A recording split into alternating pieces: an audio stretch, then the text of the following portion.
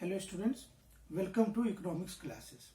Dear students, in the previous classes we have discussed how to calculate arithmetic mean in case of individual series.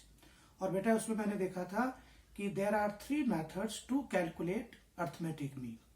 Direct method, x bar equal to sigma x upon n. Shortcut or assumed mean method, x bar equal to a plus sigma d upon n. And third one was step deviation method, x bar equal to a plus sigma d dash upon n into c. And today I will discuss another question. Dear students, today I am going to discuss discrete series. बेटा discrete series को कैसे पहचानेंगे? जब हमारे पास अब दो चीजें दे रखी होगी, एक item as well as frequency. In discrete series, we multiply the variables by their respective frequencies and get the sum of the products. The total so obtained is divided by the number of observations, that is total of the frequency. अब बेटा discrete series में you have to calculate total of frequency to get the value of n. अब बेटा direct method, तो मैं सबसे पहले आपको फॉर्मूला बता दूं. x bar equal to sigma f x upon n. अब बेटा देखो सिग्मा एफ एक्स है तो मुझे f और x का कॉलम चाहिए. तो क्वेश्चन देखते हैं बेटा. Following table gives the marks obtained by 100 students in A class. Calculate the arithmetic mean. Marks 10, 20, 30, 40, 50. Number of students 5, 10, 40, 20, 25. तो बेटा सबसे पहले हम कॉपी कर लेते हैं क्वेश्चन को. मार्क्स को x मानते, 10, 20, 30, 40, 50 और नंबर ऑफ स्टूडेंट्स 5, 10, 40, 20, 25. और बेटा n का total sigma f equal to n equal to 100. अगर आप n का टोटल करते हो 100. अब बेटा अब मुझे सिग्मा एफ एक्स, तो बेटा x है f है, तो पहले क्या करेंगे f into x. 10 into 5, 20 into 10, 30 into 40, 40 into 20, 50 into 25 f x. तो बेटा टोटल एफ एक्स का टोटल आ गया 3500. And now I will apply the formula x bar equal to sigma f x upon sigma f. That means 3500 upon 100 equal to 35. So average marks of students is 35. तो बेटा ये मेरा direct method था. The same questions can be done by the shortcut or assumed method.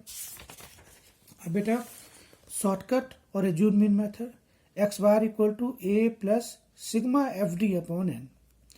और बेटा मैंने आपको individual series में बोला था a plus sigma d upon n. तो अब बेटा क्या करोगे, f लगा दो, fd. तो now we want the column for f into d. Method is similar to individual series. The same question बेटा x 10, 20, 30, 40, 50, f n का total 100. Now I want d. d is x minus a. अब बेटा a किस में से लोगे, x में से. तो मान लीजिए बेटा हमने a ले लिया 30, तो 0. अब ये 20, 10, 30 से कम है तो 0, माइनस 10, माइनस 20 और उसके बाद बेटा प्लस 10, प्लस 20. अगर आपने समझना है x माइनस 30, सब में आप 30 माइनस करो. 10 minus 30, 20 minus 30, 30 minus 30, 40 minus 30, 50 minus 30. So, dear students, we have noticed one thing that above to this point, this is lesser than, so I will put minus 10, minus 20. And now, I want column for FD. So, F into D. 5 into minus 20, minus 100. 10 into minus 10, minus 100. 40 into 0, 0. 20 into 10, 200. 25 into 20, 500, and total of FD is 500. And now I will apply the formula x bar equal to a plus sigma FD upon n. A was 30 plus 500 upon 100. 30 plus 5, 35. And the last method बेटा step deviation method. तो आपने कुछ नहीं करना है. x bar equal to a plus sigma FD dash upon n into c. और बेटा the same questions x f d. Till here it is similar. Now I will calculate d dash. D by c or a or I. तो बेटा सी क्या था, common difference. इन सब में common difference कितना है, 10।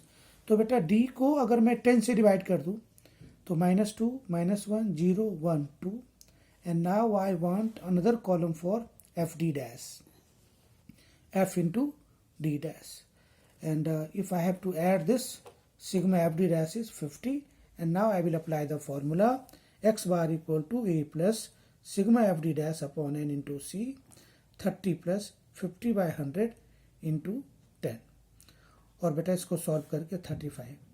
So dear students, we have seen that in case of discrete series also, whether I have to calculate by direct method, shortcut method, step division method, answer is coming same.